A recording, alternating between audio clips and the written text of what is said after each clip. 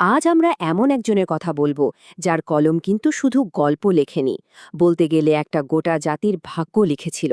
হ্যাঁ, আজ আমরা জানব বঙ্কিমচন্দ্র চট্টোপাধ্যায়ের কথা, যার প্রভাব বইয়ের পাতার চেয়েও অনেক অনেক বেশি গভীরে ছিল। আচ্ছা, এই প্রশ্নটা দিয়েই শুরু করা যাক। মানে, একজন লেখকের কলম, সেটা কিভাবে একটা দেশের ভাগ্য নির্ধারণ করতে পারে?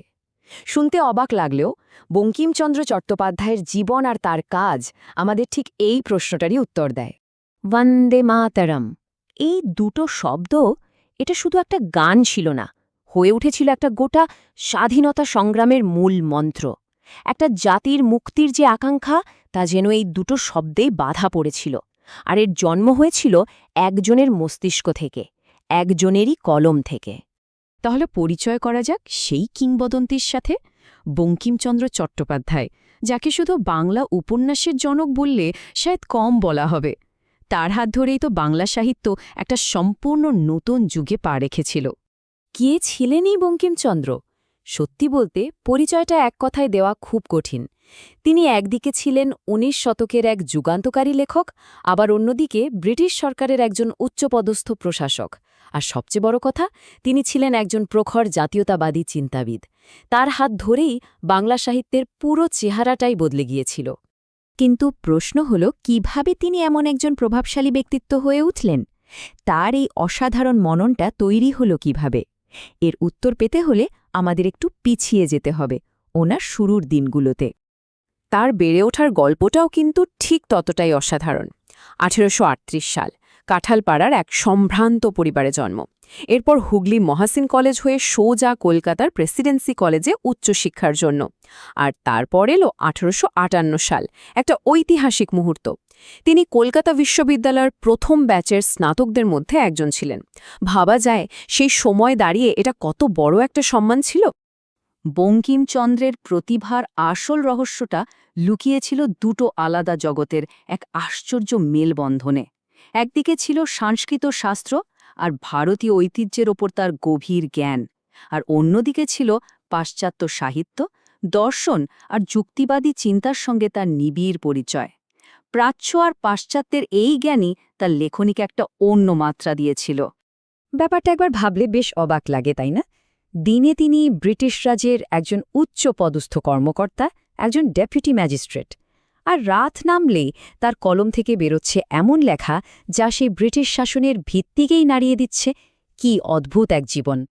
আর এই লেখার মাধ্যমেই তিনি শুধু গল্প বলেননি, বরং বাংলা সাহিত্যে একটা নতুন যুগের দরজা খুলে দিয়েছিলেন।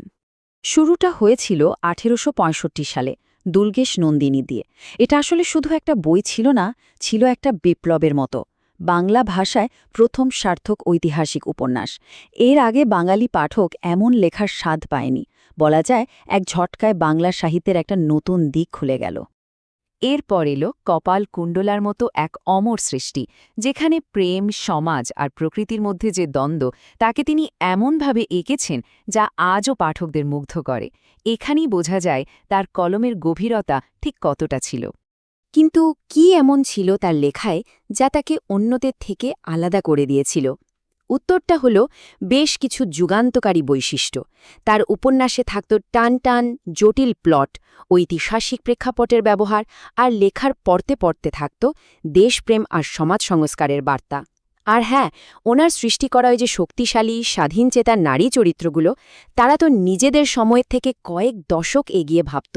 সব মিলিয়ে তিনি বাংলা গদ্যকে একটা নতুন ভাষা দিলেন, যা অনেক বেশি সাবলীল, আধুনিক এবং শক্তিশালী।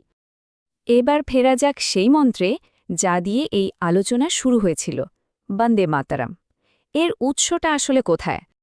এই মন্ত্রের উৎস ছিল তারই লেখা একটা উপন্যাস। ১৮৮২ সালে প্রকাশিত হয় আনন্দমঠ। এই উপন্যাসের ভেতরে থাকা একটা গানই পরবর্তীকালে হয়ে ওঠে গোটা ভারতের স্বাধীনতা সংগ্রামের রণধ্বনি। বন্দে মাতরম, অর্থাৎ মা, তোমায় প্রণাম করি। এই সাধারণ অভিবাদনটাই হয়ে ওঠে সারা ভারতের স্বাধীনতা সংগ্রামীদের স্লোগান এবং একে অপরকে সম্ভাষণের মাধ্যম, মানে সাহিত্য থেকে সোজা রাজনীতির ময়দানে। তাহলে সব কিছু মিলিয়ে বঙ্কিমচন্দ্র আমাদের জন্য কি রেখে গেছেন? তার আসল উত্তরাধিকারটা কি? 1894 সালে তার জীবনাবসান হয়, কিন্তু তার কাজ এবং তার প্রভাব তাকে আজও অমর করে রেখেছে। দেখুন, বঙ্কিমচন্দ্রের উত্তরাধিকার কিন্তু বহুমুখী এবং খুব গভীর। তিনি শুধু বাংলা উপন্যাসের জনক বা বাংলা গদ্যের আধুনিক রূপকারী নন, তার প্রভাব ছিল আরও অনেক বেশি বিস্তৃত। যেমন ধরুন, তার প্রতিষ্ঠিত বঙ্গদর্শন পত্রিকা। এটা শুধু একটা সাহিত্য পত্রিকা ছিল না, এটা ছিল 19 শতকের বাঙালির বুদ্ধিবৃত্তিক হাব। এখানে ইতিহাস, বিজ্ঞান, সমাজতত্ত্ব নিয়ে এমন সব আলোচনা হতো যা বাঙালির মননকে নতুনভাবে গড়ে তুলেছিল। আর এই সব কিছুর ওপরে রয়েছে বন্দে মাতরম, যে গানটি তিনি জাতিকে উপহার দিয়েছিলেন। বলা ভালো, তার প্রবন্ধ আর উপন্যাসের মাধ্যমে তিনি যে জাতীয়তাবাদের ধারণা দিয়েছিলেন, সেটাই পরে স্বাধীনতা সংগ্রামের অন্যতম চালিকা শক্তি হয়ে ওঠে। শেষ করার আগে এই প্রশ্নটা নিয়ে একটু ভাবা যাক, সাহিত্য কি শুধুই বিনোদনের জন্য, নাকি এটা সমাজ পরিবর্তনের সবচেয়ে শক্তিশালী হাতিয়ারগুলোর মধ্যে একটা? বঙ্কিমচন্দ্র চট্টোপাধ্যায়ের জীবন আমাদের এই প্রশ্নের উত্তর খুঁজতে বাধ্য করে।